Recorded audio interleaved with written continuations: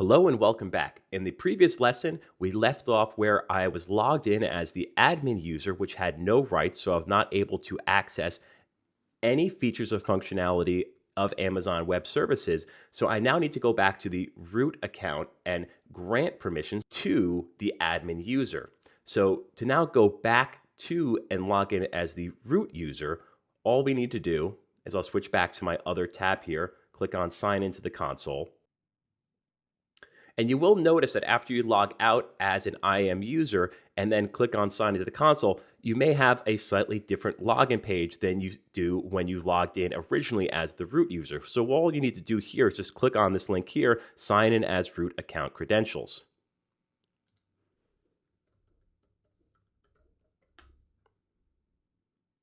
So I'm now logged back in as the root user, and I can now access again all of the features and functionality. So I'll go back to IAM.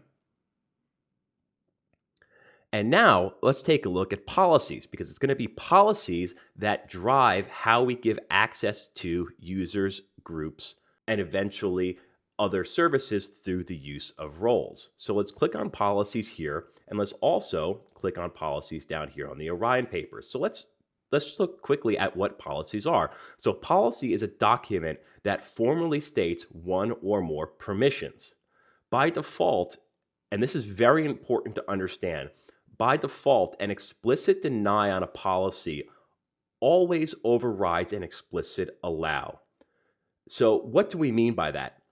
That means that if I have a policy that states that somebody has access to S3 and I assign that or give that to somebody, then I have another policy, and that policy denies access for anybody that it's attached to, access to S3, and I attach both of those policies to the same user. So one user has a policy that allows them or grants them access to S3, and another policy that denies them access to S3. If both of those are applied at the exact same time to the same user, the user will not be able to access S3. A deny always overrules an allow, as is extremely important to understand as part of this course and as learning to be a solutions architect in Amazon Web Services. So what does this do, this feature, the ability for an explicit deny to override an explicit allow? Well, this allows for the use of a deny all policy to quickly restrict all access that a user may have through multiple attached policies. So let's say that a user has 10 different policies that are attached, giving them various levels of access to different AWS services. And let's say that now this particular user, let's say that they've left the company or they've been fired, or for some reason you just want to, in one quick step, remove all access that they have. Instead of having to go through and remove all 10 policies, you can just attach a deny all policy, just one policy, and here is an example of that policy. You can do that extremely quickly, and that would instantaneously prevent them from accessing any AWS services in the account.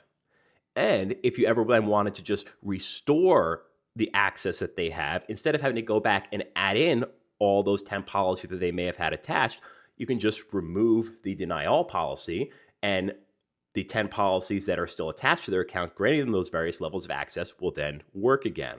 And a nice thing about policies is that when you grant them or take them away, it's instantaneous. So the second that I put a deny all policy on someone's account, they immediately lose all privileges. There's no waiting period on that. And then the second I remove it, they immediately then have all of that access and privilege again.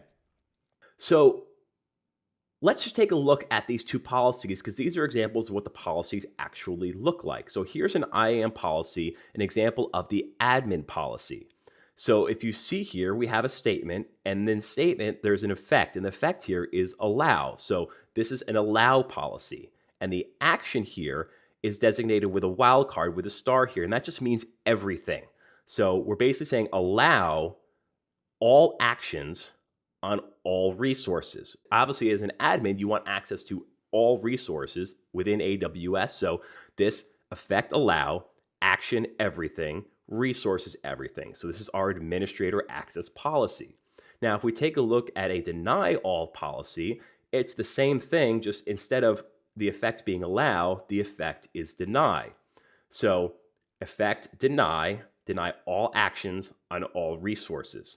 So again, if we were to put both of these policies onto one IAM user, that user, now you should be able to remember and figure this out by now, that user will not have any access to anything. Because if you remember, a deny policy always overrides an allow policy.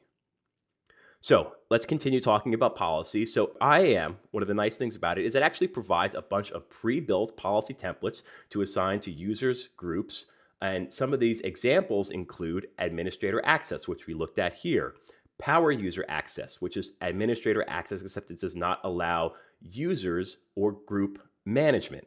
So if you have somebody that you want to give rights to use all the services, but you don't want them to be able to manage users or grant or restrict policies, then you want to give them power user access.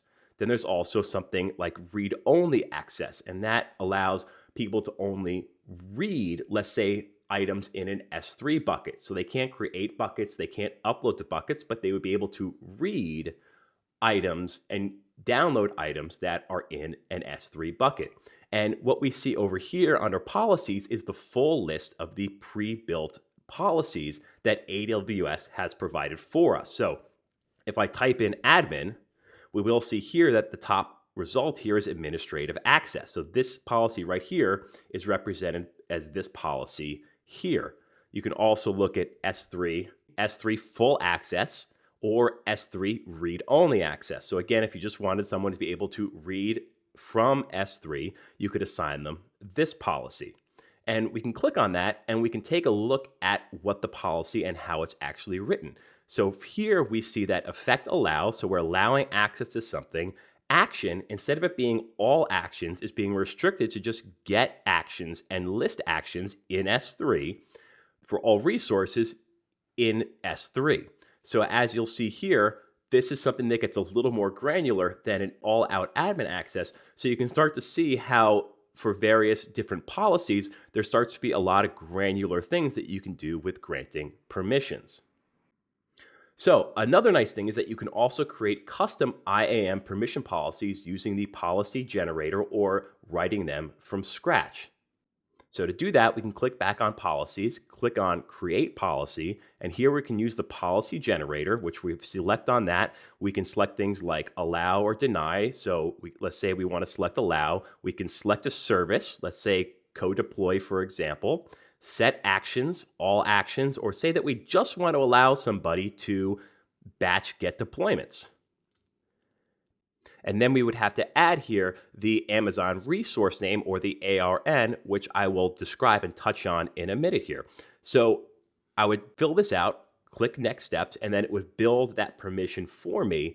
And so this is a really nice feature because then I didn't have to write it from scratch myself. But if I cancel that and go to create policy again, I can create my own policy, giving it a policy name, a description, and then typing it in here and the layout just as you would see here. And this is really nice because you can validate the policy here to make sure that the formatting is correct and that everything is written properly. And it's a really great tool to use here to come in and experiment with different types of policies.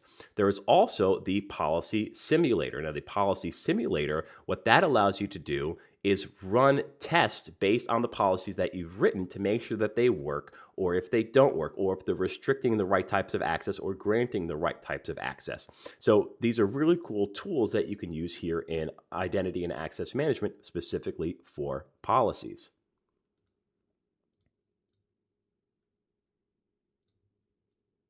So moving back, we've now covered most of our items here on policies, but there's a few more that we want to touch on. Next is that more than one policy can be attached to a user at the same time. That's very important to understand. Any user can have any number of policies attached to them at once. So you can have one policy that grants S3 access, you can have another policy that grants EC2 access, and 2, 3, 4, 5, 10 policies can all be applied to one IAM user all at the same time. Also, policies cannot be attached to AWS resources such as EC2 instances. So policies can only be attached to users and groups.